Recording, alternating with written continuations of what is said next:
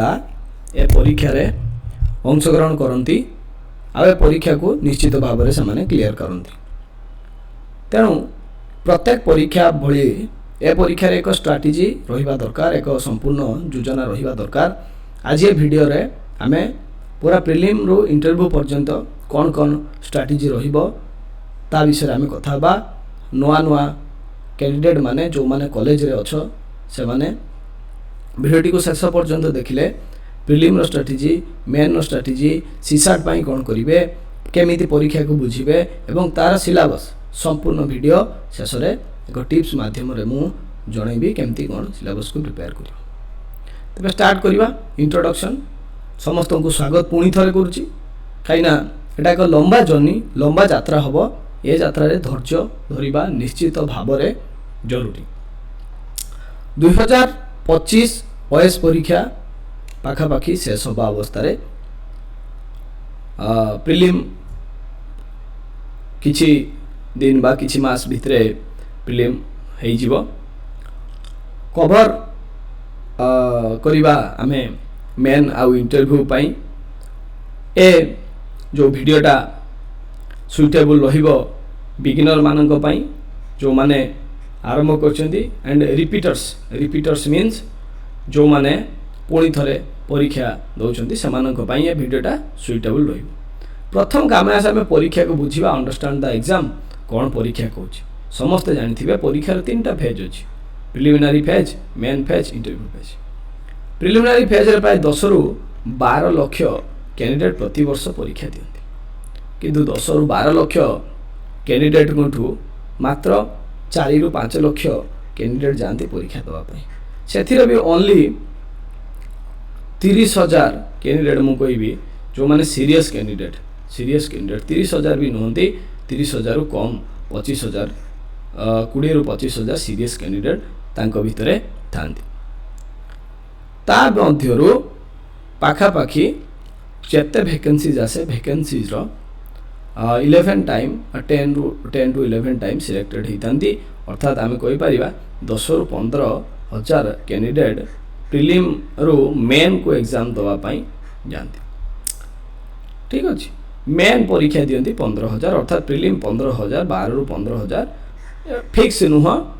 जमती जो भलिया जे वर्ष वैकेंसी आसीबो सेही भलिया भाव रे सिलेक्शन हुए।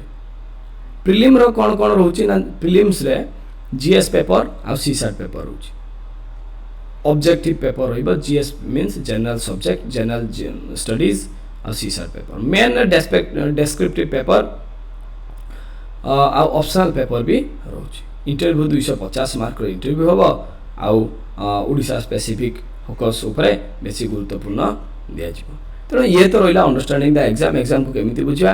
Then one by one prelim strategy. Prelim रे जेंति कहली दीटा पेपर अछि, दीटा पेपर प्रथम पेपर आमे एटलिस्ट 3-4टा जोटा कि लेटेस्ट टॉपिक अछि ता ऊपर आमे आलोचना करिबा, जोटा कि यूपीएससी रो मूल कोन कोन ना पॉलिटी अछि, हिस्ट्री, ज्योग्राफी, एनवायरनमेंट हबो। एठी इकोनॉमिक्स को छाडी गेली 5टा मूल टॉपिक ऊपर जेंति फर्स्ट हला पॉलिटी, सेकंड हला इकोनॉमी, सेकंड हला इकोनॉमी, थर्ड हला ज्योग्राफी, 5 हला हिस्ट्री आउ लास्ट एनवायरनमेंट आउ साइंस एंड टेक देखिबा किबा करंट अफेयर ऊपर टिके प्रश्न आछिबो। बेसी किछि चिंता बा लोड नबार नाही, काई कि ना जे जोठी जेमती भाबरे प्रिपरेशन करछो सेमती भाबरे गुटे प्रिपरेशन को दैनंदिन प्रतिदिन एक समय अलॉट कर आ से भलिया प्रिपेयर करि चलो।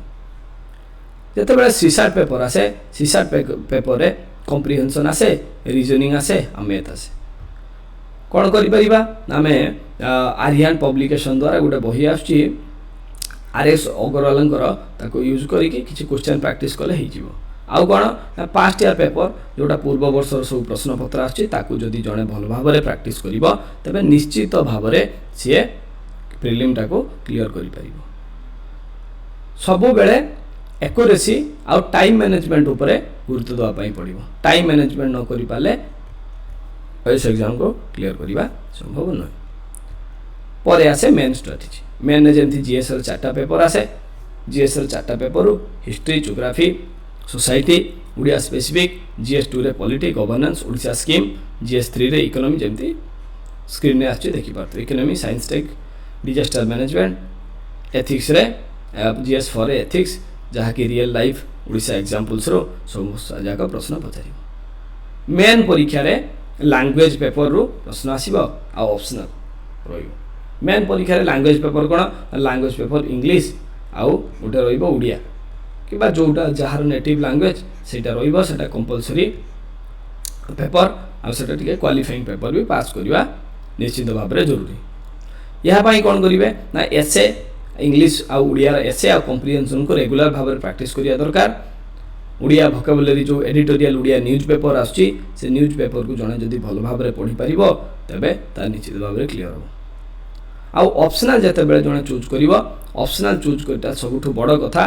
ऑप्शनल चूज कला बेले प्रथम रे ता इंटरेस्ट मो एक डिटेल्स लॉन्ग वीडियो परवर्ती समय आनिबी तार प्रथमे आग्रह रहिबा दरकार।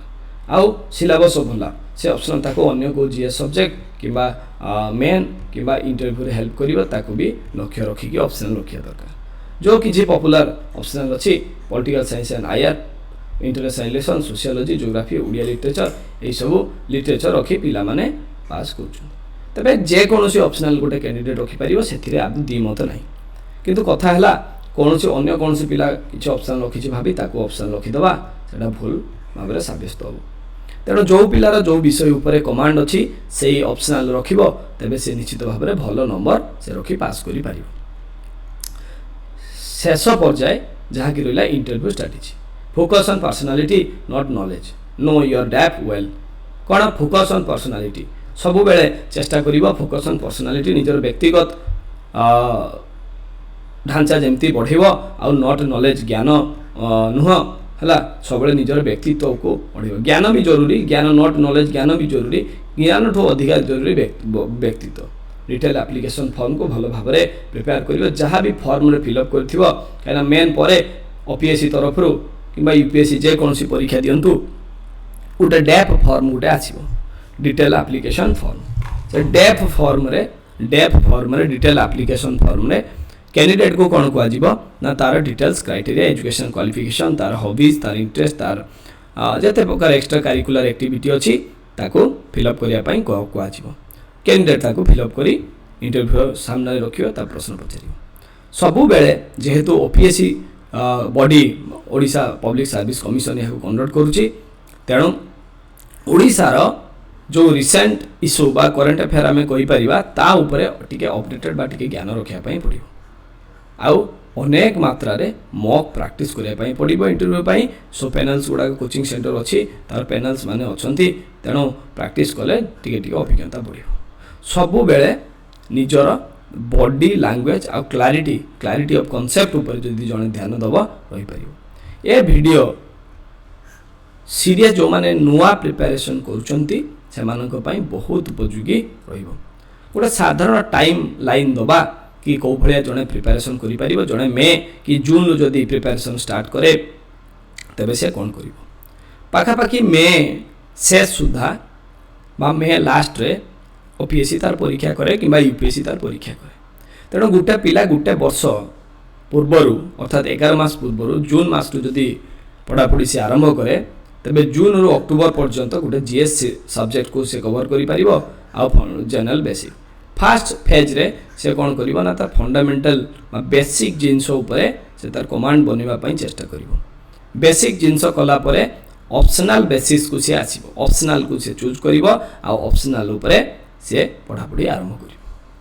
तापर जते बेले नवेम्बर रु डिसेंबर जनवरी फेब्रुआरी संपूर्ण भाव में प्रिलिम फोकस स्टडी से करिया पई पड़िवो। काहे कि ना जदि 4 रु 5 मास जदि प्रिलिम को फोकस दिया न जाय 5 मास तो प्रिलिम डिफिकल्ट हे पड़िवो। मार्च रु मे पर्यंत से रिवीजन आ मॉक टेस्ट दबो। पोस्ट प्रिलिम परे से मेन को शिफ्ट हबो, मेन रु पोस्ट मेन परे इंटरव्यू को से शिफ्ट हबो। तेणु एटा गोटे डिटेल प्रोसेस आपण पिला माने एठी बहुत पिला कहिबे जे सर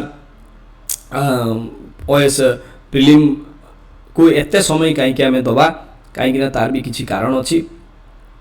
जदि प्रिलिम पास नहीं पाले तेबे हमको गोटे वर्ष अपेक्षा करिया पई पड़िबो। संपूर्ण भाव में गोटे वर्ष आ गोटे वर्ष भितर पढ़ा आ मेंटल जो प्रेशर ताको सामना करवा सहज नुह जदि फिल्म जेकोसी मते पास जदि गोटे पिला कैंडिडेट जदि मेन लेखे से निश्चित भाव में 3-4 मास प्रिपरेशन कर मेन रिजल्ट आसा 2-3 मास समय भितर से इंटरव्यू प्रिपेयर कर पारियो तेणु तार गोटे साइकेल संपूर्ण भाव में गोटे वर्ष रु पाखापाखि से चलियो सिलेक्शन होता कि न होता रिजल्ट आसिया पर्यंत इंटरव्यू जदि सिलेक्शन है रिजल्ट आसिया पर्यंत से एटलिस्ट शांति रही पार जे ना मु प्रिलिम क्लियर करी मेन देछि मेन देकी इंटरव्यू देछि तेणु किछि नहले भी ता गोटे एक्सपीरियंस हो जाइथिबो जा फल सी आगु जाई पारियो ठीक अछि तेणु बहुत सारा गोटे जनरल टिप्स किछि दबा जहाँ फॉलो कले भल हम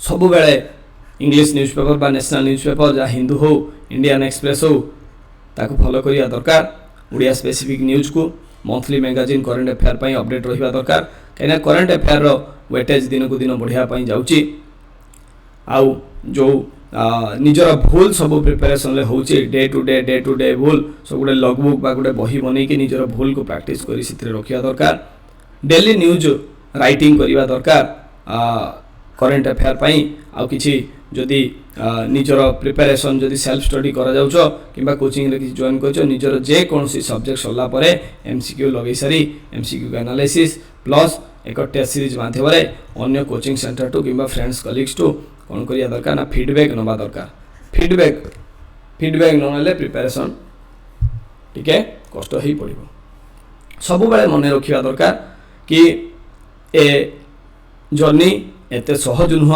एथिरे धैर्य एवं कठोर परिश्रमर आवश्यकता रही।